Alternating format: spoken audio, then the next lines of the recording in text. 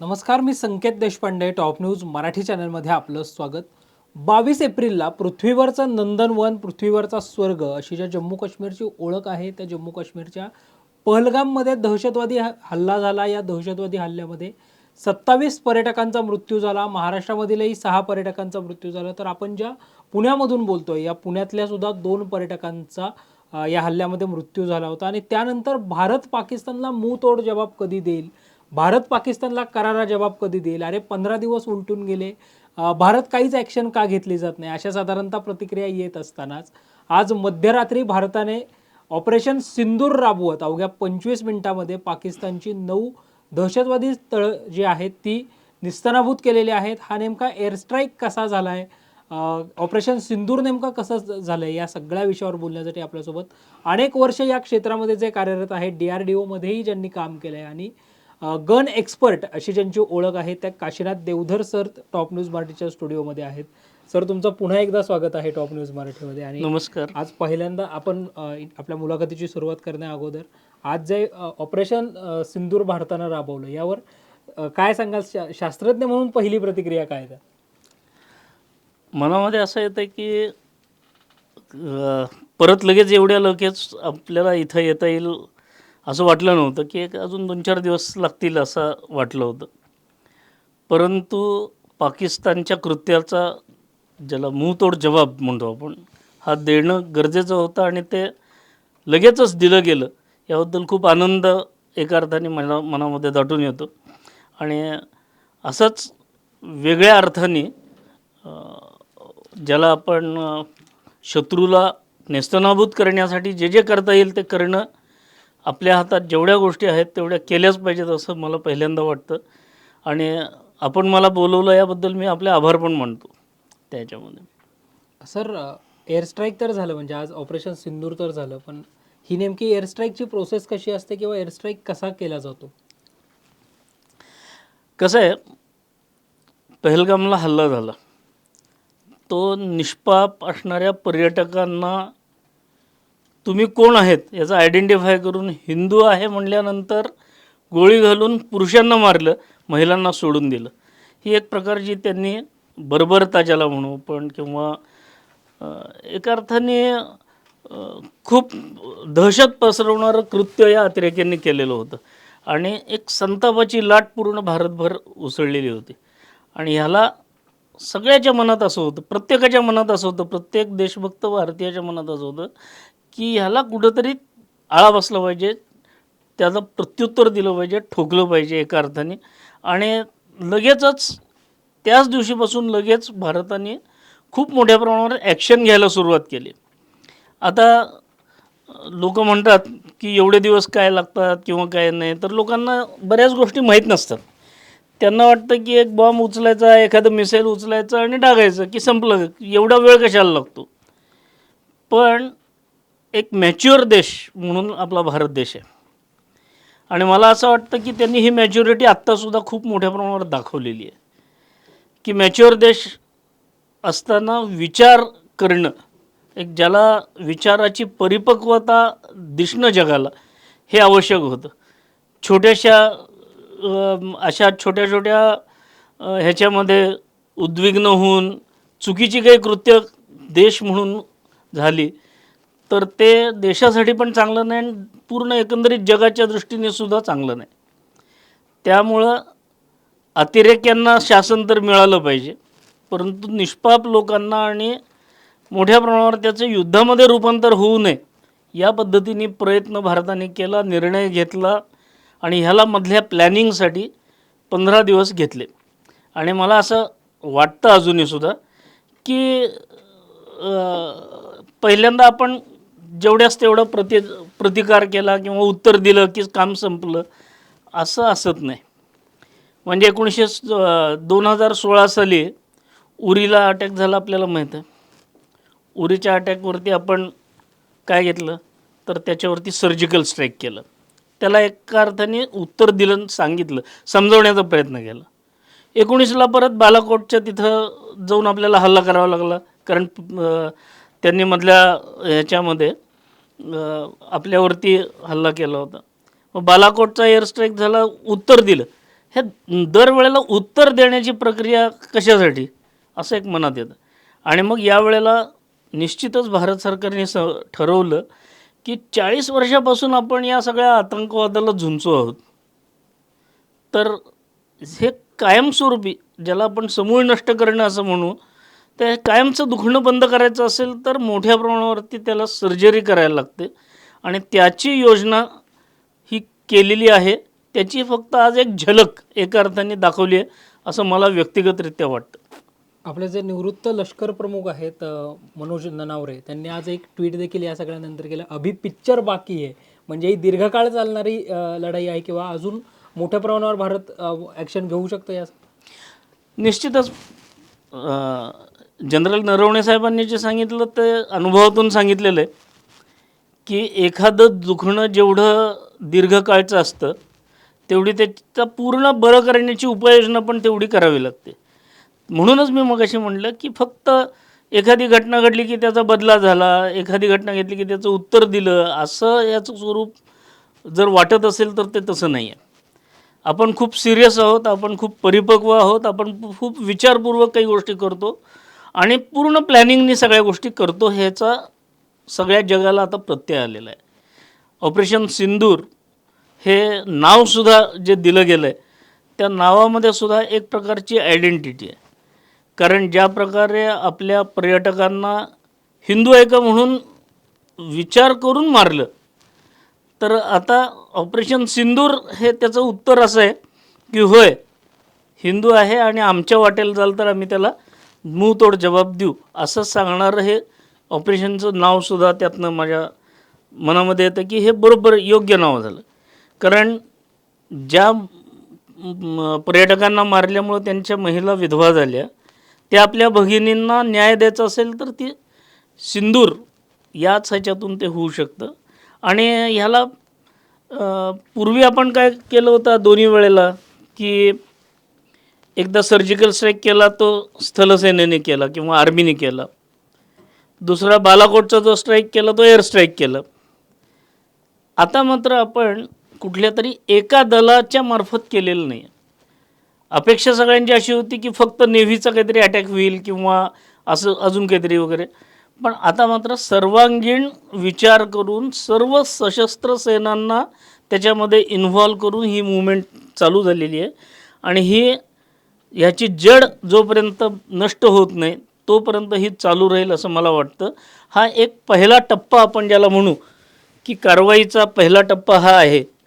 आणि शिवछत्रपतींची जी नीती आहे त्या नीतीप्रमाणे मला जर विचाराल तर मध्ये वेळ न घालवता धडाधड ॲक्शन व्हायला पाहिजे असं मला वाटतं. काही दिवसांपूर्वी सर आपण टॉप न्यूज मराठीच्या माध्यमातून माजी निवृत्त ब्रिगेडियर जे आहेत हेमंत महाजन सर, त्यांचा इंटरव्ह्यू केला होता. त्यांनी असं सांगितलं की आता भारताने मल्टिपल ऑर जे आहे ते अगोदर सुरू केलेलं आहे. म्हणजे सिंधू नदीचं पाणी थांबवण्यापासून पाकिस्तानी नागरिकांना पुन्हा 48 तासात देश सोडा म्हणणं असेल आणि त्यानंतरचा आजचं ऑपरेशन सिंदूर. तर तुम्हालाही असंच वाटतं की भारताने मल्टिपल ऑर जे आहे ते सुरू केलेलं आहे, चहूबाजूनी पाकिस्तानची कोंडी जी आहे ती आपण करतोय. ॲक्च्युली मागच्या वेळेला मी माझ्या ह्याच्यामध्ये सांगितलं होतं की आपलं सायकोलॉजिकल वॉर पहिल्यांदा चालू केलं आपण. एक मानसिक खच्चीकरण करण्याचा प्रयत्न आपण 22 एप्रिलनंतर लगेच चालू केला. त्याचाच भाग म्हणून सिंधू जलाच्या बद्दलची जी ट्रीटी आहे ती आम्ही कॅन्सल करू, तो जो हे ठरलेल्या ज्या गोष्टी आहेत तो आम्ही पाळणार नाही, बंद करून टाकला किंवा तोडून टाकू. त्यानंतर मग त्यांनी त्याच्यावर ॲक्शन घेतली आणि एअर स्पेस बंद केली. आपणही आपली एअर स्पेस बंद केली. आपण आपले त्यांच्या व्यापाराचे जे गोष्टी आहेत, बंदरं आहेत, समुद्री मार्ग आहेत, हे बंद करून टाकले वगैरे. हे त्यांना आर्थिक कोंडी करण्यासाठी आवश्यक असणाऱ्या गोष्टी तर आहेतच, पण ज्याला डिप्लोमसी म्हणतात किंवा आंतरराष्ट्रीय स्तरावरती कोंडी करणं असा जो भाग आहे त्याच्यासाठी सुद्धा लागोपाठ वेगवेगळ्या देशांशी म्हणजे अगदी महासत्तांशी सुद्धा आपले संवाद चालू होते. त्याच्यामध्ये अमेरिका आहे, जपान आहे, रशिया आहे, अशा सगळ्या देशांचा, इस्रायल तर खुलेआम त्यांनी आपल्या आत्ता समर्थन केलेलं आहे. म्हणजे त्यांनी आपल्याला असंही सांगितलं नाही, ते म्हणले की स्वसंरक्षणाचा हा हक्क आहे आणि तो भारताने बजावला, ह्याबद्दल आम्हाला आनंद आहे, आम्ही भारताबरोबर आहोत. इतक्या ठामपणे भूमिका इस्रायलने सांगितलेली आहे. त्यामुळं अमेरिका असेल, रशिया असेल, यांनीसुद्धा caution of word of caution, ज्याला कॉशन म्हणतात, की काळजीपूर्वक सांगितलं की हे महायुद्धाच्याकडं जाऊ नये, एवढी तुम्ही काळजी दोघे देश घेतील असं आम्हाला वाटतं. पण त्यांनी आपल्याबरोबरचा कधी निषेध केला नाही किंवा हे केलं नाही. चीननीसुद्धा भारताचा निषेध नाही केला, खेद व्यक्त केला की असं व्हायला नको होतं असं त्यांचं म्हणणं आहे. जरी चीन पाकिस्तानच्या बाजूने असलं तरी भारताचा निषेध केला, आम्ही ह्याचं हे केलं, असं कुठेही ह्याच्यात आलेलं नाही. त्यामुळं सगळं जग एका अर्थाने आपण आपल्या बाजूला वळवलेलं आहे. हाताच्या बोटावर मोजण्यात 2-4 देश त्यांच्याकडं असतील, पण पाकिस्तानला एकटं पाडण्याची प्रक्रिया या मधल्या 15 दिवसामध्ये केलेली आपण बघतो. कारण हल्ला करणं सोपं आहे, पण हल्ल्यानंतरची जी सिच्युएशन तयार होईल त्याच्यासाठी इकोसिस्टीम तयार करणं हा जो भाग आहे तो मधल्या काळात केला आणि तो सफल झाला असं मला वाटतं त्या ह्याच्यामध्ये. साधारणतः अवघ्या 25 मिनिटामध्ये सर हे ऑपरेशन सिंदूर जे आहे ते सक्सेस झालेलं आहे. अशा प्रकारचा जेव्हा आपण एखादं सर्जिकल स्ट्राईक असेल, एअर स्ट्राईक असेल, आव्हानात्मक जेव्हा या सगळ्या गोष्टी करत असतो तेव्हा रिस्क कोणती असते? कारण तुम्ही सुद्धा अनेक वर्ष या सगळ्यामध्ये खूप जवळून काम केलेलं आहे. बरोबर आहे. पहिली गोष्ट म्हणजे अचूकतेने त्या ठिकाणांची माहिती मिळणं हा फार महत्त्वाचा भाग आहे. म्हणजे आत्ता आपण काय ठरवलं, म्हणजे मी जे मगाशी म्हणलो की परिपक्व देशाचं लक्षण काय, तर आत्ता आपण ना कुठल्याही पाकिस्तानच्या सैन्य दलाचे ठाणी लक्ष केली, ना सिव्हिल पॉप्युलेशन लक्ष केली, तर केवळ आतंकवादी जिथं पाळले जातात, पोचले जातात, वाढवले जातात अशी जी ठिकाणं आहेत, अड्डे जे आहेत आतंकवाद्यांचे, त्या आतंकवादी अड्ड्यांवरती लक्ष केंद्रित करून त्याच्यावरती मात्र आघात केला, प्रघात केला आणि मोठ्या प्रमाणावरती आपण त्यांची हानी केली, हे आत्ता आपण लक्षात येतं. ह्याच्यामध्ये एक महत्त्वाची गोष्ट अशी लक्षात येते की जो हल्ला होत असतो त्यावेळेला ती अचूकतेने त्याच्यावरती मार करणं हा गरजेचा भाग आहे. ती जर इकडं तिकडं गेली तर जो उद्देश आहे की अतिरेक्यांच्या ऐवजी सिव्हिल पॉप्युलेशनला नुकसान होऊ शकतं, अतिरेक्यांच्या ऐवजी पाकिस्तानच्या आर्मीचं तळ एखादं उडालं तर मग त्याचं रूपांतर युद्धात व्हायला लगेच निमित्त होतं. तर असं निमित्त न होता योग्य पद्धतीने कुठं कुठं हे तळ आहेत हे गुप्तपणे शोधून काढणं, त्यांचे म्हणजे टेक्निकल टर्ममध्ये जर बोलायचं तर त्याचे XY कोऑर्डिनेट आपल्याला माहीत करून घेणं, त्याचे लोकेशन्स, एक्झॅक्ट लोकेशन माहीत करून घेणं आणि त्याच लोकेशनवरती बरोबर अचूकतेने हल्ला करणं. म्हणजे ह्यातलं अजून एक वैशिष्ट्य काय आहे या कालच्या हल्ल्यामध्ये, तर अचूकता, प्रिसिजन. जितकं प्रिसिजनने गेलं की नेमकं त्याच ठिकाणी हल्ले केले ज्या ठिकाणी ते तळ आहेत, ज्या ठिकाणी आपण ठरवलेलं होतं. हा त्यातला फार महत्त्वाचा भाग आहे. कारण जर तो हल्ला प्रिसाइजली झाला नसता आणि कोलॅटरल डॅमेज ज्याला म्हणतो आपण, की आजूबाजूच्या परिसरामधल्या लोकांना किंवा अन्य घटकांना त्रास झाला असता, तर त्याचं एक वेगळं परिमाण आपल्याला भोगावं लागतं. त्यामुळं आत्ता जग सगळं आपल्या बाजूने उभं आहे. ते जर सर्वसामान्य लोकांवरती आपण हल्ले झाले असं लक्षात आलं असतं तर त्यातले निम्मे लोक म्हणले असते की तुम्ही निष्पाप लोकांना का मारता किंवा हे. आता मात्र अतिरेक्यांच्या तळांवरतीच आपण हल्ला केला आहे, वेचून वेचून हल्ला केलेला आहे. ह्याचा अर्थ किती प्लॅनिंग करून त्याचे सगळे लोकेशन्स आपण मिळवले दोन्ही गोष्टीने. म्हणजे एक, आपल्याकडची टेक्नॉलॉजी एवढी भारी आहे की ती टेक्नॉलॉजी वापरली, मग ती स्पेसमधनं त्यांचे लोकेशन्स फिक्स करणं असेल आणि त्याच्यावर अचूकतेने मारा करायचा आहे. आणि सगळ्यात महत्त्वाची अट, तुम्ही जे एअर स्ट्राईकमध्ये कशी काळजी घ्यायची असं विचारलं, तर सगळे एअरक्राफ्ट आणि हे आपल्या हद्दीत ठेवून त्यांना मार, म्हणजे मारा मात्र तिकडं करायचा आहे, पण आपल्या एअरक्राफ्टने हद्द ओलांडून गेलेच नाही आहेत आपण. कारण हद्द ओलांडायची नाही असं ठरवूनच, आणि त्यामुळं सगळी जी रेंज आहे त्या सीमेलगतचे जेवढे अड्डे आहेत त्यांचे, मग काही 15 किलोमीटर आहेत, 20 किलोमीटर आहेत, 30 किलोमीटर आहेत, फक्त 1-2 आहेत ते 100 किलोमीटरच्या आतले आहेत. 5 हल्ले तर 5 ठिकाणं तर अशी आहेत की जी POKमध्ये आणि जवळ आहेत. तर अशा सगळ्यांना अचूकतेने आपण उद्ध्वस्त केलेलं आहे, खूप मोठ्या प्रमाणावर नष्ट केलेलं आहे. आणि ज्याचा असूद महबूद का काय नाव त्याचं, तो सगळ्यात डेंजर आहे. तर त्यांनी स्वतः कबूल केलं की माझ्या फॅमिलीमधले 14-15 जणं मेलेत आणि मी का मेलो नाही त्यात, अशा पद्धतीची रडारड एका अर्थाने त्यांनी चालू केली. मझर असूद का काय नाव आहे त्याचं. तर असला अतिरेकी एवढ्या ह्याच्यावर घाबरतो आणि एक प्रकारची पाकिस्तानमध्ये घबराहट त्यामुळं आपल्याला बघायला मिळते.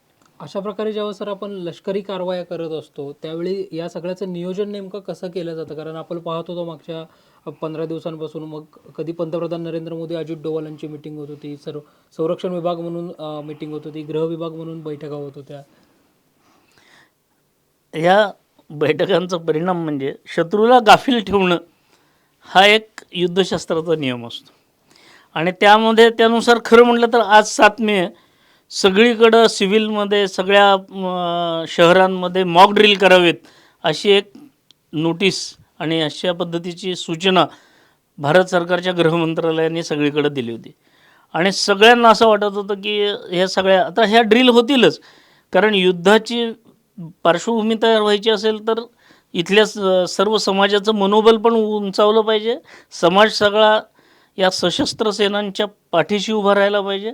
आणि हा पाठीशी उभारलेला समाज ज्या वेळेला आपल्या सेनांवरती विश्वास व्यक्त करतो त्यावेळेला सेनेला एक बळ मिळतं की आपण जाऊन ती धडक कारवाई करायला पाहिजे असं. तर अशा सगळ्या पद्धतीने त्यांनी सगळ्या गोष्टी केलेल्या आहेत आत्ता. आणि त्याचा परिणाम म्हणून पाकिस्तान आत्ता काय म्हणतं आहे तर ते इतकं घाबरलेलं आहे ते म्हणतात तुम्ही जर वाढवलं नाही तर आम्ही पण वाढवणार नाही. म्हणजे एकदा रक्ताच्या नद्या वाहतील इथपासून तयार झालेली त्यांची वाक्य, किंवा आमची 130 अणुबॉम्ब आहेत ते काय आम्ही पूजा करायला ठेवलेत का, किंवा आम्ही काय नुसते हे करायला ठेवलेत का, आम्ही टाकू किंवा युद्धात रूपांतर करू, असं म्हणणारा पाकिस्तान आज गुडघ्यावरती एका अर्थाने आलेला आहे. आणि त्यांची भाषा नरमाईची आपल्याला दिसून येते. याचं कारण डॉक्टर कलाम आम्हाला नेहमी सांगत असत की स्ट्रेंथ रिस्पेक्ट बाय स्ट्रेंथ, तुमची ताकद दाखवा, शत्रूबरोबर तुम्हाला त्या पद्धतीने रिस्पॉन्ड करेल. आज आपण सर ऑपरेशन सिंदूर तर केलं, मध्यरात्री 25 मिनिटामध्ये आपल्या भारतीय सैन्याने आपलं शौर्य दाखवलं आहे. आता पुढच्या काळात भारताचं पुढचं पाऊल कसं असेल? कसं आहे, पहिला स्ट्राईक हा फार महत्त्वाचा असतो. म्हणजे आपल्याकडं बेस्ट अवेलेबल असणाऱ्या सगळ्या गोष्टींचा वापर आत्ता पण केला. म्हणजे राफेलची क्षमता इतकी तुफान आहे की त्याच्याने सोडलेले ते स्कल असेल किंवा या सगळ्या ब्रह्मोस असेल, या सगळ्या गोष्टी आपण बघितल्या. त्याचा राफेलचा वापर केलेला पहिलाच भाग आहे हा. त्याच्यानंतर अचूकतेने त्याचा पिन पॉईंट मारा झालेला आपण बघतो या ह्याच्यामध्ये. त्याच्यामुळं एक अर्थाने आपल्याही सगळ्या सेनाबलाचं आणि आपल्या भारतीय जनतेचं एक पाठबळ मनोबल वाढलेलं आपण बघतो. आणि त्यामुळं या सगळ्याचा परिणाम म्हणून आज राहिलेली जी ठिकाणं आहेत अतिरेक्यांची ती पहिल्यांदा त्याच्या रडारवरती आहेत. आणि मगाशी मी जसं म्हटलं की शिवाजी महाराजांनी त्यांच्या इतिहासातनं प्रेरणा घेण्यासारख्या खूप गोष्टी आहेत. छत्रपती शिवाजी महाराजांनी काय केलं की नुसतं त्या विळख्यातून सुटल्या आणि पन्हाळगड विशाळगडच्या सुटल्यानंतर ते थांबलेच नाहीत. त्यांनी दनादन खाली मारा चालू केला आणि सगळ्या गोष्टीवरती लढायचं. तसं शत्रूला वेळ न देता त्यांना विचार करायला लावून ते काय आपल्यावरती हे करायच्या आतच. म्हणजे संस्कृतमध्ये एक श्लोक आहे की वज्राघातच चमत्कारो, म्हणजे असा आघात करायचा की त्यांच्या डोळ्यापुढं दिवसासुद्धा चांदण्या चमकल्या पाहिजेत. आणि हे दाखवलं आपण आत्ता करून. त्यामुळं इथून पुढचा सुद्धा जो मारा असेल, त्याच्या ॲक्शन्स असतील, ह्या सगळ्या कल्पनेच्या पलीकडच्या असतील अशाचं निश्चितच मला अभिमान वाटतो. आणि आपल्या इथले स्ट्रॅटेजी करणारे जे लोक आहेत, ज्याला आपण तांत्रिकदृष्ट्या कसं आहे, तंत्रज्ञान किती महत्त्वाचं असलं तरी ते योग्य वेळेला योग्य ठिकाणी योग्य पद्धतीने वापरलं जाण्याची क्षमता असणारं नेतृत्व आपल्याकडं आहे. आणि त्या नेतृत्वाने पुढचं राहिलेलं म्हणून जे पिक्चर अभि बाकी जो आहे असा जो विषय आला, तो मला वाटतं की हे पूर्ण आतंकवाद नष्ट केल्याशिवाय हे थांबू नये असं माझं व्यक्तिगत मत आहे. आणि भारतीय शास्त्रज्ञ म्हणून मला असंही वाटतं की या सगळ्या ह्याच्या प्रवासामध्ये आपली स्वतःची जी ताकद आहे, आपली स्वतःचं जे तंत्रज्ञान आहे, त्याचाही जास्तीत जास्त वापर इथून पुढच्या काळात व्हावा, की जेणेकरून आपण कुणावरती अवलंबून राहणार नाही. भारताने आता म्हणजे आत्मनिर्भर भारत जे म्हटलं होतं तसं आता या सगळ्यामध्ये स्वदेशी तंत्रज्ञान देखील वापरलं जावं अशी अपेक्षा तुम्ही बरोबर, की आपण खूप वर्षामध्ये अगदी मिसाईल्सपर्यंत सगळ्या गोष्टी आपण केलेल्या आहेत. पण मागच्या माझ्या इंटरव्ह्यूमध्ये मी सांगितलं होतं, की त्याचा प्रत्यक्ष वापर करून ते टेस्ट करण्याची गरज आहे. तो काळ आता आलेला आहे. तर पुढच्या काळामध्ये आपले स्वतःचे मिसाईल आणि स्वतःच्या ह्या गोष्टी वापरून सुद्धा त्याला न्याय दिला पाहिजे असं मला वाटतं. मनपूर्वक धन्यवाद सर, तुम्ही टॉप न्यूज मराठीमध्ये आलात स्टुडिओमध्ये आणि अगदी सहज सोपी सगळी उत्तरं जी आहेत ती तुम्ही टॉप न्यूज मराठीच्या प्रेक्षकांपर्यंत या एअर स्ट्राईक कसा होतो किंवा कशी जबाबदारी असते या सगळ्या अनुषंगाने दिलीत. पुन्हा एकदा आपले मनपूर्वक आभार. परत एकदा मला असं वाटतं, की छत्रपती शिवाजी महाराजांची नीती लक्षात घेतली पाहिजे. कात्रजचा घाट दाखवणे हा जो प्रकार होता तो आत्ता आपण केलेला आहे. मॉक ड्रिल वगैरे असं इकडं दुसरीकडे लक्ष ठेवून प्रत्यक्ष हल्ला मात्र योग्य जागी केला. हीच नीती पुढं चालू राहिली तर निश्चितच आतंकवादचा खात्मा लवकरच झाल्याशिवाय राहणार नाही असं मला वाटतं. निश्चितच सर. एकंदरीत जर आपण पाहिलं तर आज जो आपण ऑपरेशन सिंदूर राबवलं होतं या अनुषंगानं हे करत असताना कशी खबरदारी घेतली पाहिजे किंवा सरांनीचं थेटपणे छत्रपती शिवाजी महाराजांच्या युद्धनीतीचा अवलंब आपण केला तर दहशतवादाचं समूळ उच्चाटनही करू शकतं. हीच नीती स्ट्रॅटेजी आखणारे जे सगळे आपले सैन्य दलातले जवान असतील किंवा अगदी नेतेसुद्धा असतील या सगळ्यांनी आचरणात आणावी आणि सोबतच स्वदेशीचा वापर जो आहे तो या सगळ्या यंत्रणा राबवत असताना किंवा अशा प्रकारच्या लष्करी लढाया करत असताना केला जावा अशी अपेक्षा देखील सरांनी व्यक्त केली आहे. अशाच ताज्या आणि महत्त्वपूर्ण बातम्यांसाठी मुलाखतींसाठी पाहत रहा टॉप न्यूज मराठी, आपला महाराष्ट्र आपली बातमी.